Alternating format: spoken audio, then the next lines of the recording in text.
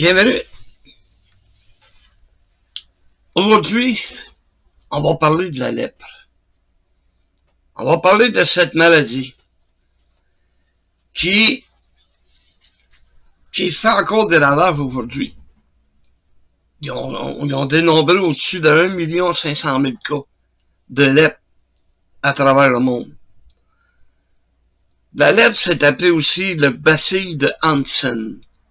C'est-à-dire en l'honneur d'un microbiologiste norvégien qui, lui, en 1873, a découvert la bactérie responsable de la lèpre.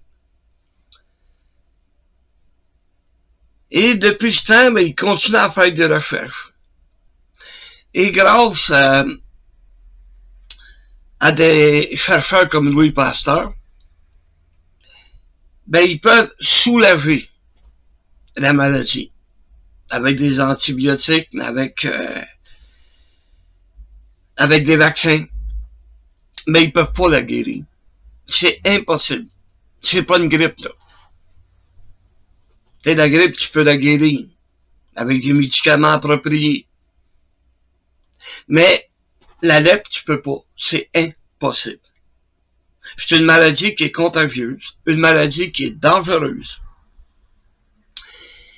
Et au point tel là, que le peuple d'Israël a prénommé cette maladie le Sarahat, qui veut dire le fouet.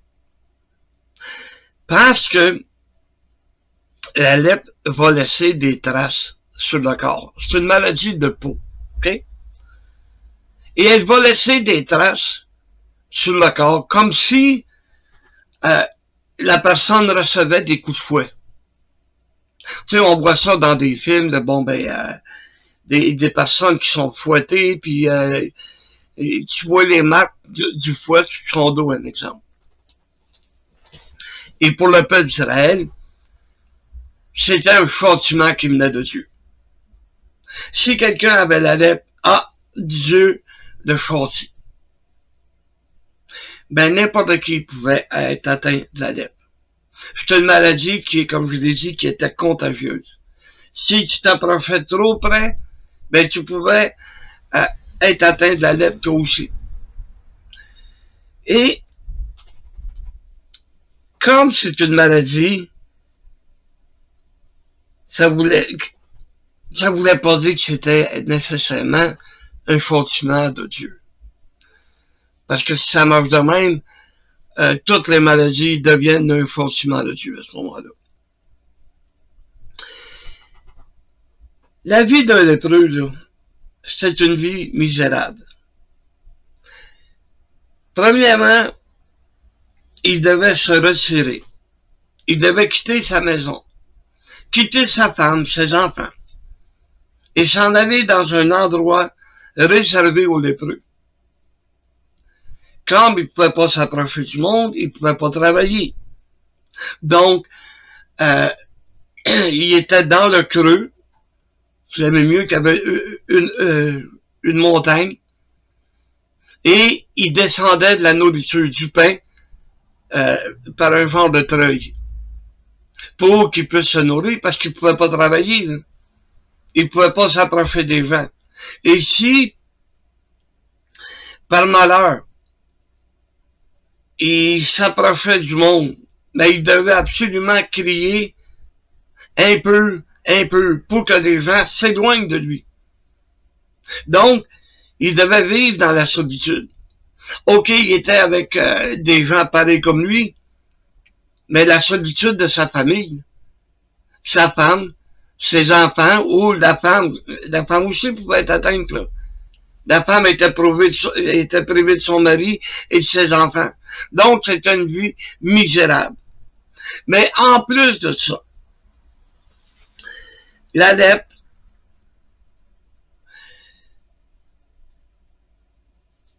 causait des dommages au corps inimaginables. La lèpre, là, elle s'attaquait aux phalanges. Phalanges des doigts, des orteils. À un moment donné, elle avait tellement rongé que le doigt tombait. entre les phalanges. Ça tombait. Il était attaqué autour de ses yeux, des orbites de ses yeux. Il était attaqué au nez. Il pouvait se ramasser avec une moitié de nez. Attaqué autour de la bouche à un point tel qu'il arrivait à peine à manger. Il mangeait pour subsister parce qu'il lui faisait trop mal de se nourrir. Et elle s'attaquait aussi au cuir chevelu. Les cheveux tombent, le tour des yeux, le nez et la bouche, comme je l'ai dit. C'est les endroits où la lèpre fait le plus de lavage. Le tour des yeux est rongé comme le bout du nez. Peux-tu imaginer que tu te ramasses avec une moitié de nez?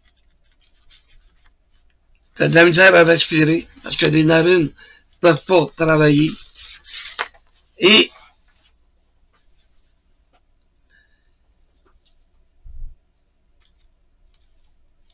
OK. Enfin, comme mon bien-aimé frère Maurice Boileau faisait à l'époque, on va aller avec un deuxième volet de la lettre pour notre étude. On va voir que Jésus a été frappé de la lèpre spirituelle. Ça va être notre cas. Mais lui, il a été frappé comme s'il avait eu de la lèpre. Littéralement. Alors, regardez bien. Comme un lépreux, il a été séparé de ceux qui l'aimaient. Il a vécu la solitude, puisqu'il était face au châtiment infligé par les Romains. Il y avait sa famille, d'accord. Mais comme tu as dit, sa famille à lui, c'est ceux qui pratiquaient la parole de Dieu. Ceux qui mettaient en pratique la parole de Dieu. Ses apôtres, ses disciples. Il était là, puis il était séparé. Il était séparé de ces gens-là qui l'aimaient tellement. Il était séparé parce qu'il était pendu sur la croix. Cloué sur la croix. Parce que ceux qui étaient en bas, ses disciples à lui qui l'aimaient tellement, ben, il en était séparé. Mais c'était pour eux qui étaient en train de mourir sur la croix. C'était pour nous. Il a été frappé du châtiment qui nous était réservé. C'est à nous, c'est nous qui devions être sur la croix. C'est nous qui devions mourir. Mais il a pris notre place sur la croix.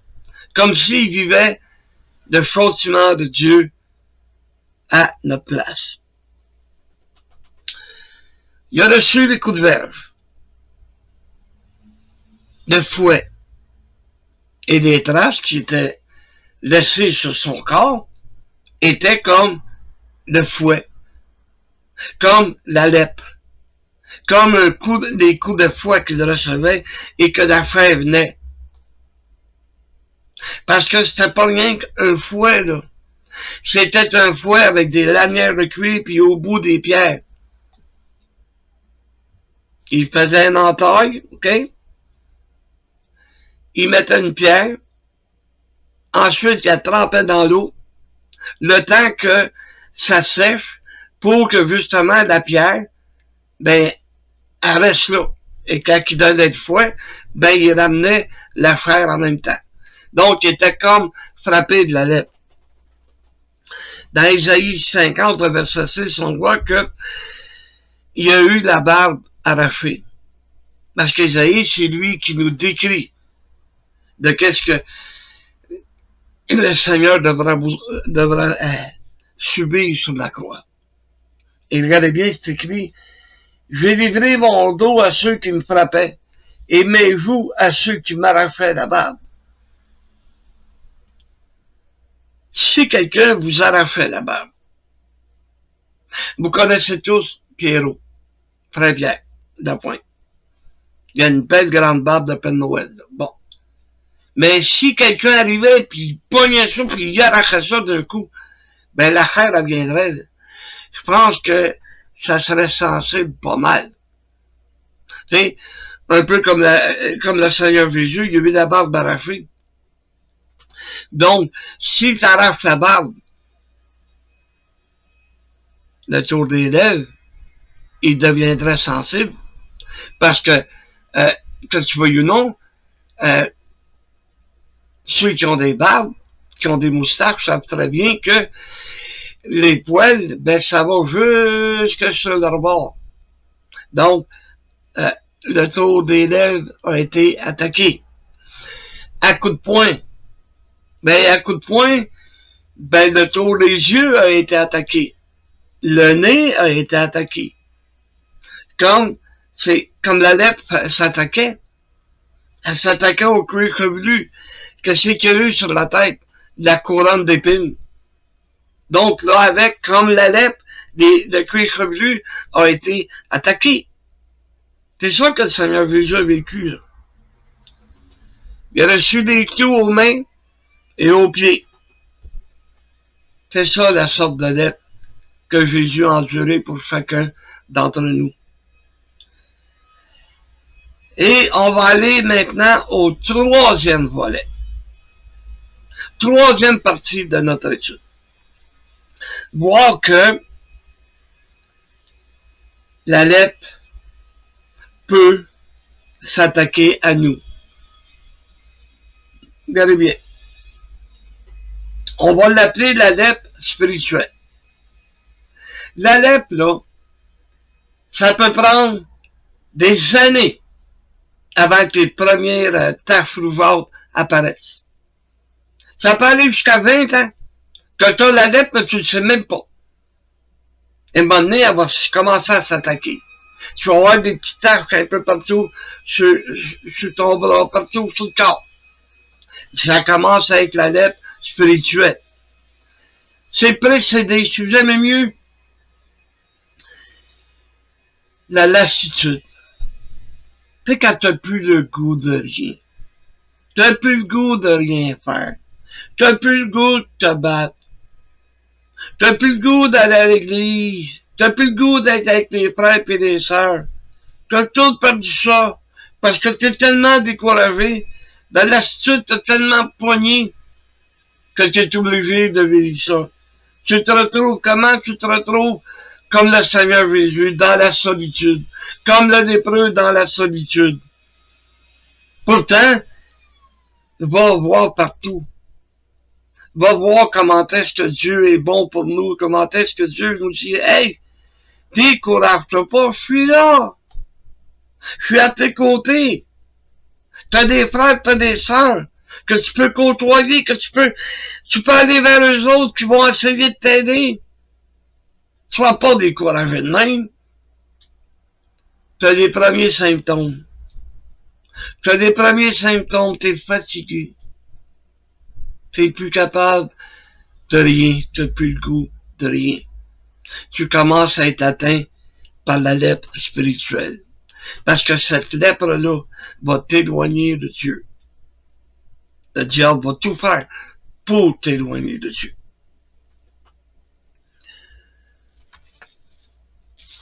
Donc, la solitude, la lassitude, la fatigue, on est tanné, on n'a plus le goût. Elle va s'attaquer à notre cuir chevelu. À nos cheveux. Oui, notre cuir chevelu. Parce que c'est là que sont nos pensées. Et le diable va tout faire pour que ces pensées-là, on les perde.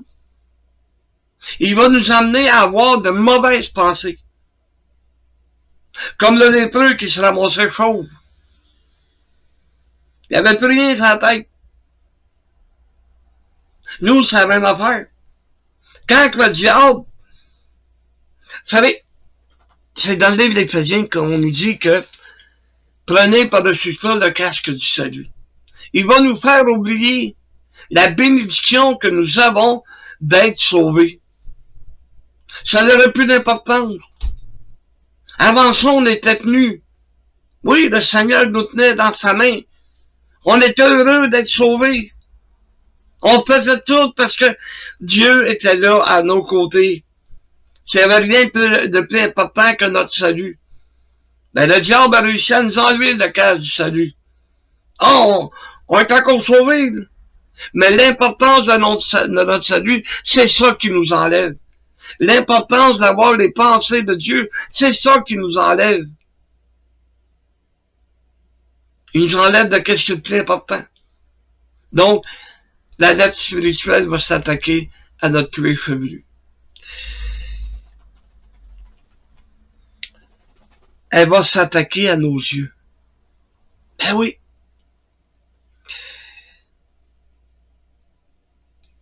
J'avais déjà vu des films de boxeurs où à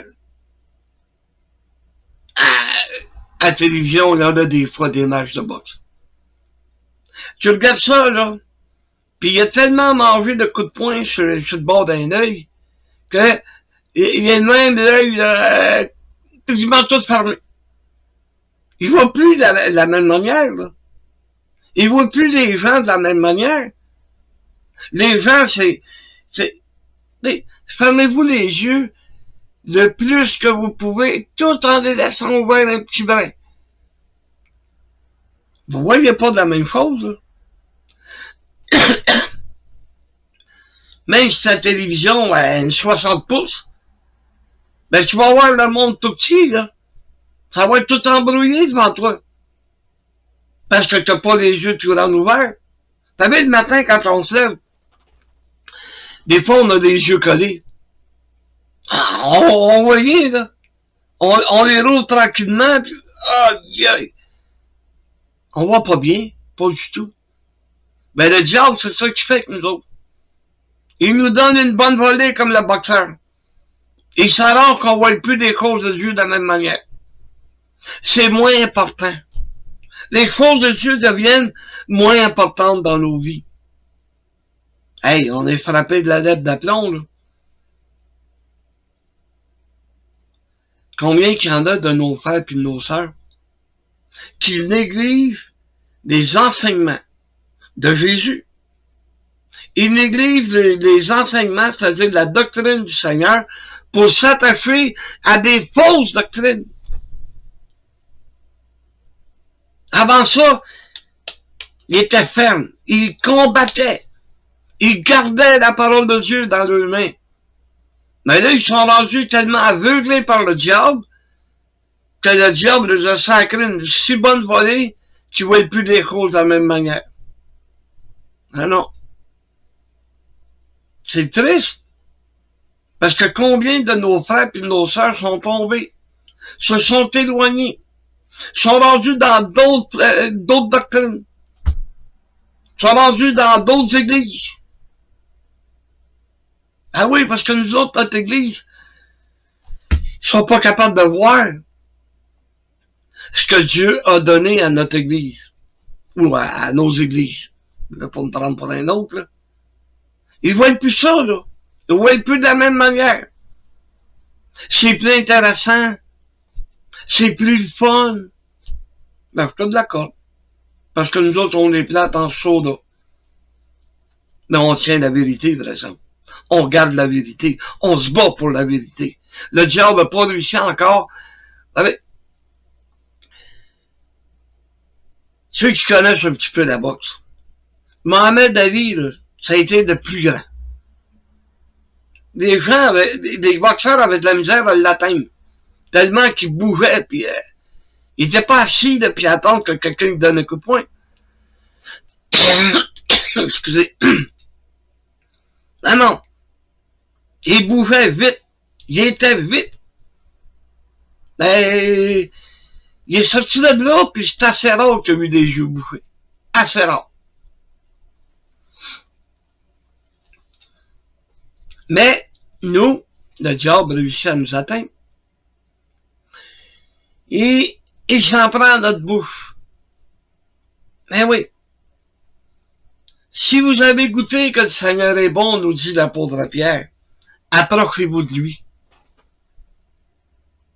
Tu sais, on avait le goût d'être avec Dieu, de servir Dieu, de travailler pour Dieu. On avait ce goût-là. On avait le goût, on rêvait d'ouvrir des missions, d'ouvrir d'autres églises, de faire grandir l'œuvre du Seigneur. On l'avait, ce goût-là. Mais il y en a qui l'ont perdu.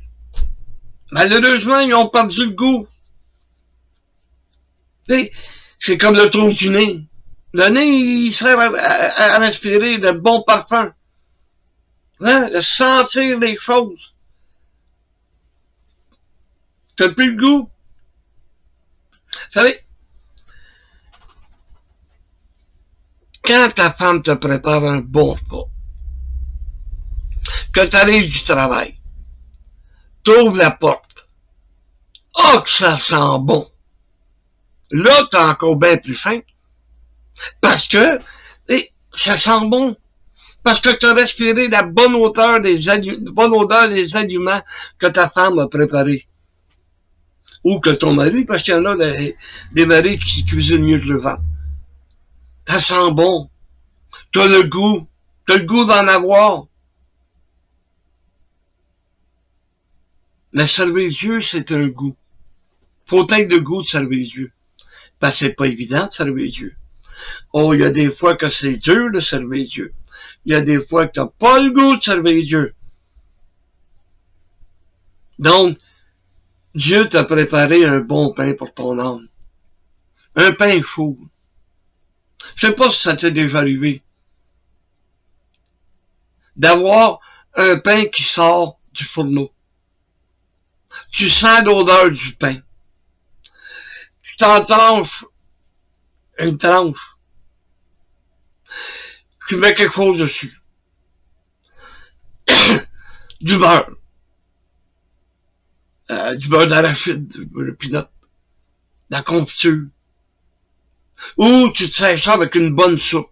Une bonne tranche de pain chaud. Je me souviens, nous étions allés avec mon père, à l'époque, là, dans le bout de Québec. Et on avait arrêté sur le bord de la route. Et il y avait une madame qui était là. Et elle enfournait du pain. Il y avait un four à pain. Et elle vendait ça aux touristes. Elle sortait le pain du fourneau avec sa grande patente, là. La grande planche, là, que j'appelle. Et mon père avait mis ça sur la table parce qu'il y avait des tables de pique-nique. Et il avait emmené la margarine, là. Mais le pain, il était chaud. Il tranchait ça, puis il donnait ça. Ah! J'ai jamais mangé un pain aussi bon. Tu sais, t'avais le goût, tu le sentais. Tu sais, t'arrivais dans l'endroit où il y avait des tables de pique-nique. Elle était un peu plus loin, là, avec son four. Mais quand elle ouvrait la porte, l'odeur te venait, que t'avais le goût d'en manger du pain. Mais il faut avoir le même goût de servir le Seigneur. Et si t'es pas capable de sentir le bon pain, le pain spirituel de la parole de Dieu, t'as un problème. Le diable va tout faire que t'aies plus de goût. Ça ne tente plus. Il va servir, de la lassitude. Il va servir du fait que t'es fatigué, ça te tente plus, t'as plus de goût. Il va servir de tout ça pour t'éloigner de Dieu. T'sais, la lèpre, elle s'attaquait aux membres. Elle s'attaquait aux doigts, aux orteils, aux pieds. T'sais, au point où les phalanges, t'en as une là, puis c'est attaché à la main. Mais ça commençait par un bout, pouf, tombait à terre.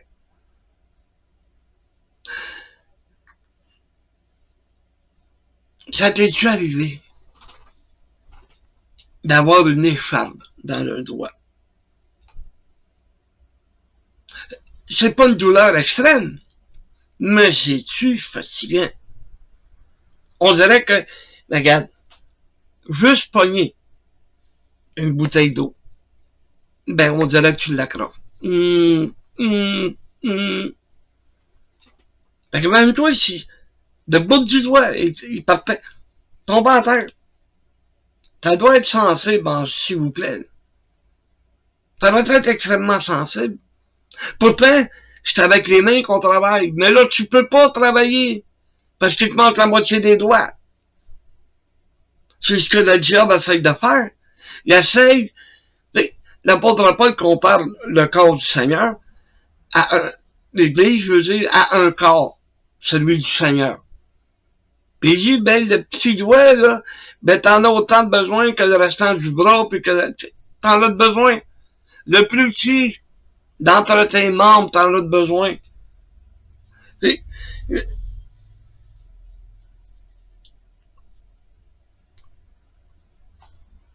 C'est la même chose pour la marche. Vous savez, quand ça a commencé, moi, là, mon problème, là, ils ont commencé par couper un orteil, après ça, un autre, puis avec la misère à marcher, là, avec ça, là. Et finalement, ils m'ont coupé un bout de jambe. Mais je ne pouvais plus marcher. Comme je le faisais autrefois, je ne pouvais plus courir. Et c'est la même chose dans ma vie spirituelle, je peux pas courir, là. Je peux pas marcher, là. Parce que le diable, c'est le cas de dire, il m'a enlevé ce qu'il y avait de plus important dans ma vie, c'est-à-dire me servir de mes membres pour servir Dieu, pour être au service de Dieu. Mais le diable, là, il va tout faire pour m'enlever ça. Là. Il va me l'enlever. C'est là que ça va devenir une lettre spirituelle. Qu'on va être frappé. On va être frappé, là, comme des coups de fouet. On va être blessé. Tu sais combien de personnes ont le dos courbé maintenant? Pourtant, on était tout droit autrefois, parce que le Seigneur nous avait redressés. Mais aujourd'hui, on a oublié de tout donner à Dieu, de tout laisser entre les mains de Dieu. C'est comme si on nous avait fouetté à mort. On nous avait fouetté le dos. Parce que nos soucis sont devenus plus pesants qu'avant. Pourtant, il a dit, déchargez-vous sur moi de tous vos soucis. Tous vos problèmes, donnez-moi donc ça. Mais on ne le fait pas. Parce que le diable nous a convaincus, il nous a dit, à quoi ça sert? De tout subir, de tout lâcher, de tout abandonner. Voilà, c'est ça l'étude que Dieu m'avait mis à cœur de vous apporter. Puisse Dieu nous bénir abondamment et nous aider.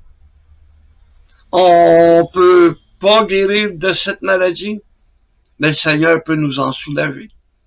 Il nous soulage, il nous donne les médicaments qui vont soulager cette maladie. Parce que le diable ne nous abandonnera pas de même. Il ne nous l'offrira pas de même. Oh non. Alors que Dieu nous bénisse. Amen.